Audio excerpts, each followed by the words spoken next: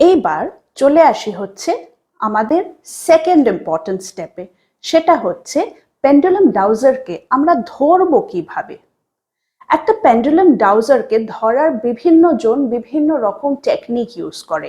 However আমি তোমাদেরকে আজকে শেখাবো ভীষণ ইজিলি পেন্ডুলাম ডাউজারকে কিভাবে তোমরা ধরে সেটাকে ব্যবহার করতে পারবে।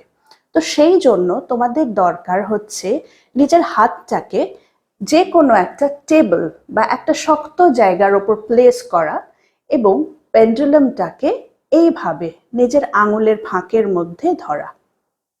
ঠিক আছে, তোমরা ক্লিয়ারলি দেখতে পাচ্ছ। আমি আরেকটু কাছে নিয়ে যাই আমার আঙুলটাকে দেখানোর জন্য। এইভাবে তোমাদেরকে থ্রেডের এন্ডটাকে ধরতে হবে।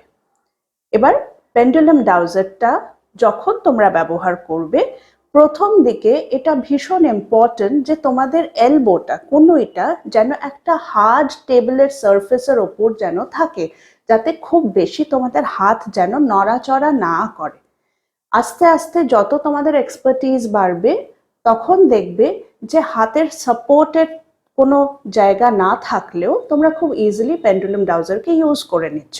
হাউএভার ফর স্টার্টার্স আমি চাইবো তোমরা প্র্যাকটিস করো এমন একটা জায়গায় যেখানটায় তোমাদের এলবো বা তোমাদের কনুইটা একটা হার্ড কোনো টেবিল টপের ওপর যেন রেস্ট করতে পারে। পেন্ডুলাম ডাউজারটাকে এইভাবে ধরবে, এইভাবে ধরে তারপর কিছু কল্পনা ব্যবহার করবে। যখন আমরা কল্পনা করি আমাদের বডি তার সাথে সাথে রিয়্যাক্ট করে, কারণ আমাদের কনসিয়াস মাইন্ড আর সাবকনসিয়াস মাইন্ড প্রচন্ডভাবে কানেক্টেড। তো পেন্ডুলাম ডাউজার যেহেতু একটা টুল, যেটার দ্বারা আমরা আমাদের সাবকনসিয়াস মাইন্ডের ভেতরের ডেটাকে বার করে আনছি, সেই কারণে ভিজুয়ালাইজেশন প্রথম দিকে খুব হেল্প করে। যত তুমি আস্তে আস্তে এক্সপিরিয়েন্সড ডাউজিং এ হয়ে যাবে, তত তুমি দেখবে যে খুব অনায়াসে যে কোনো ডাউজার তোমার হাতে ভীষণ ইজিলি মুভ করছে। কিন্তু প্রথম দিকে আমি চাইবো যে তোমরা একটু কল্পনার সাহায্য করো।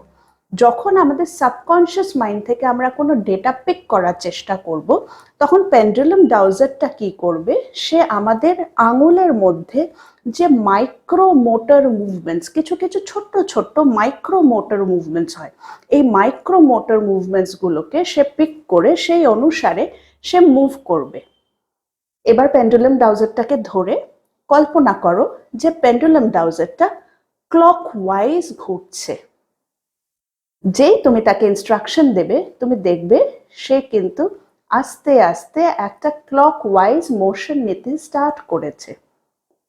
ক্লকওয়াইজ মানে ঘড়ির কাঁটাটা যেভাবে ঘোরে সেই মুভমেন্টটাকে বলা হয় হচ্ছে ক্লকওয়াইজ মোশন।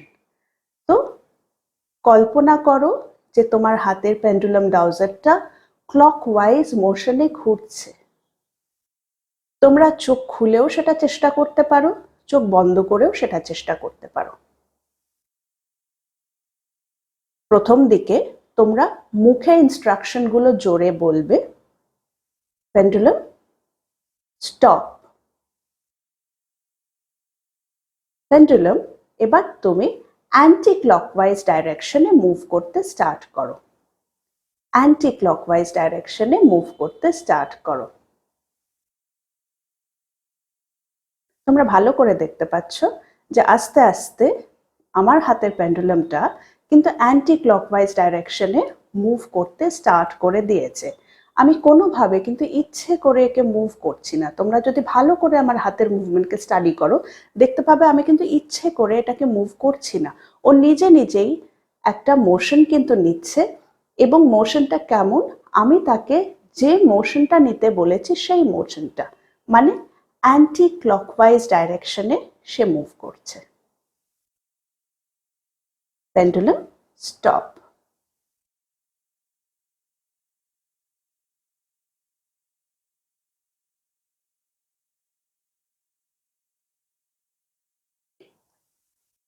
তো এই ক্লকওয়াইজ এবং অ্যান্টি ক্লকওয়াইজ মোশনটাকে তোমরা আগে ভালো করে প্র্যাকটিস করে নাও।